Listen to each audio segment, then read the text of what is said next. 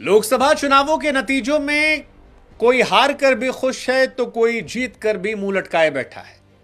कहीं पर खुशी है, कहीं पर गम है। खासतौर पर उत्तर प्रदेश ने बड़ा जबरदस्त तरीके से कहानी को पलट दिया है। लेकिन उत्तर प्रदेश जिसने बीजेपी को डिसअपॉइंट किया है और सपा के चेहरे पर एक मुस्कुराहट बिखेरी है, उस यूपी की नगीना सीट से एक ऐसे व्यक्ति ने चुनाव जीता है जिसको लेकर चर्चाएं बड़ी ज्यादा है, और वो नाम है आजाद पार्टी के मुखिया चंद्रशेखर आजाद का। यूपी की नगीना लोकसभा सीट, जहां से आजाद समाज पार्टी यानी एएसपी के मुखिया चंद्रशेखर आजाद की जीत ने सभी को चौंका दिया है, क्योंकि ना वो बीजेपी से थे, ना वो इंडिया गठबंधन का हिस्सा थे।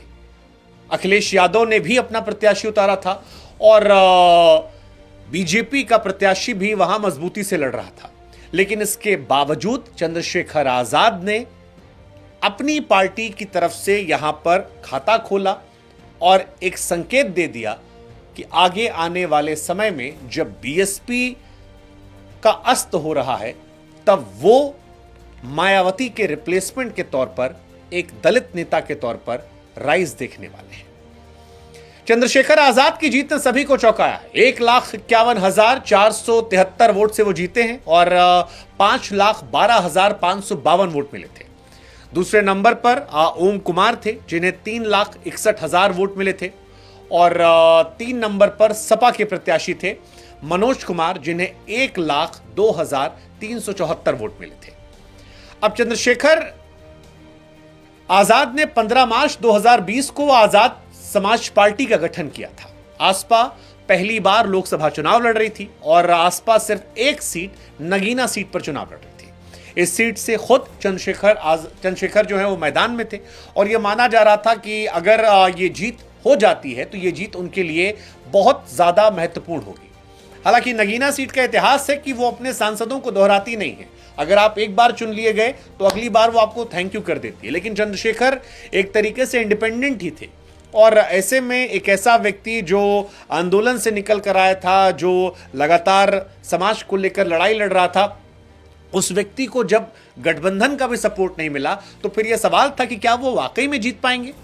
अखिलेश यादव ने शुरुआत में उन्हें ऑफर किया था कि आप अगर हमारे सिंबल पर चुनाव लड़ते हो तो हम आपको सपोर्ट कर देंगे, लेकिन चंद्रशेखर ने उसे कबूल नहीं किया था और चंद्रशेखर ने अपने ही धुन में आगे बढ़ने का फैसला किया था।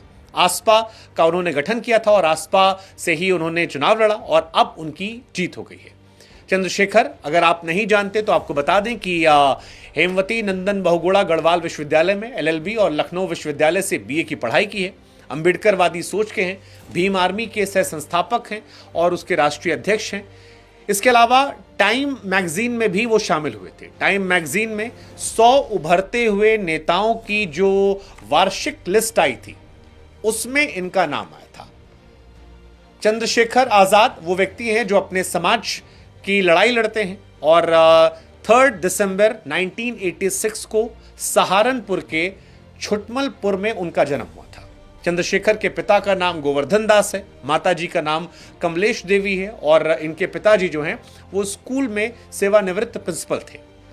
अब नगीना सीट, जिस सीट से उन्होंने जीता है, ये सीट भी जैसा कि हमने आपको बताया अपने आप में एक रोचक सीट है। यहां से कोई दोबारा सांसद नहीं बनता है। पिछली बार के सांसद गिरीश चंद्र इसी वजह से शायद बुलंदशहर चले गए। उनकी जगह बसपा ने सुरेंद्र पाल को टिकट दिया, बीजेपी ने ओम कुमार को टिकट दिया जो नठौर विधानसभा से 3 बार के विधायक थे। सपा ने पूर्व न्यायिक अधिकारी रहे मनोज कुमार को टिकट दिया था। लेकिन इस सीट पर जब चंद्रशेखर का नाम आया था तभी से यह सीट हॉट प्रोफाइल सीट बन गई थी और चंद्रशेखर ने भी विधानसभा चुनावों के बाद से यहीं पर डेरा डाला था। 1.5 साल लगभग मेहनत की। मेहनत के बीच में सपा, रालोद, कांग्रेस के इंडिया गठबंधन से उन्हें लगा था शुरुआती दौर में कि सपोर्ट मिलेगा। रालोद फिर चली गई बीजेपी के पास, सपा कांग्रेस गठबंधन बचा जिससे उन्हें लगा शायद सपोर्ट मिलेगा, लेकिन उन्हें सपोर्ट नहीं मिला। सपा ने अपना उम्मीदवार नगीना से उतारा और जयंत चौधरी बीजेपी से चले गए। लेकिन इसके बावजूद नगीना से सपा उम्मीदवार घोषित होने के बाद भी चंद्रशेखर लगातार डटे रहे। एक बात यह स्पष्ट थी कि अखिलेश और चंद्रशेखर के बीच नगीना सीट को लेकर कोई बातचीत नहीं हुई थी। चंद्रशेखर ने सपोर्ट नहीं मांगा और अखिलेश ने भी सपोर्ट नहीं दिया। क्या हालांकि इनडायरेक्टली कहा गया कि शायद सपा चंद्रशेखर को साइकिल के सिंबल से लड़वाने को तैयार थी, लेकिन चंद्रशेखर तैयार नहीं थे। चंद्रशेखर की सहारनपुर, बिजनौर, नगीना इसी जिले में आता है। मेरठ जैसे दलित बाहुल जिलों में तगड़ी पैठ मानी आती है, दलितों में भी, मुसलमानों में भी, और इसी वजह से शायद इन्हें बड़ी मात्रा में सपोर्ट मिला और अब ये सांसद हो गए हैं। एक बड़ा वर्ग है दलितों का, पिछड़ों का, जो इनको लेकर ये कह रहा है कि अब उनके हक की बात की जाएगी। अगर सीट पर जातीय समीकरण की बात करें तो तकरीबन 3 लाख अनुसूचित जाति के वोटर्स हैं, 50% यहां पर मुस्लिम वोटर्स हैं, यानी जो 7 लाख हो जाते हैं। यहां असल लड़ाई मुस्लिम और दलित मतदाताओं को लेकर थी, जो इस चुनाव में 3 पार्टियों में बटे थे। बीजेपी के उम्मीदवार ओम कुमार ने चुनाव के दौरान कहा था कि हिंदू मुस्लिम की बात नहीं चलने वाली। एएसपी के चंद्रशेखर का कहना था कि बहुजनों को सुरक्षा दिलाने के लड़े हैं, और अब वो यहां पर जीत गए हैं। चंद्रशेखर आजाद और उनके समर्थकों को हमारी तरफ से भी शुभकामनाएं। हमें लगा कि चंद्रशेखर, क्योंकि यूपी में एक अलग तरह से इंडिविजुअल लड़ाई लड़के निकले, इसलिए उनका किस्सा कहानी आपको सुनाया जाए। बाकी यूपी के नतीजों को लेकर आपकी राय क्या है, कमेंट सेक्शन में हमें जरूर बताइएगा।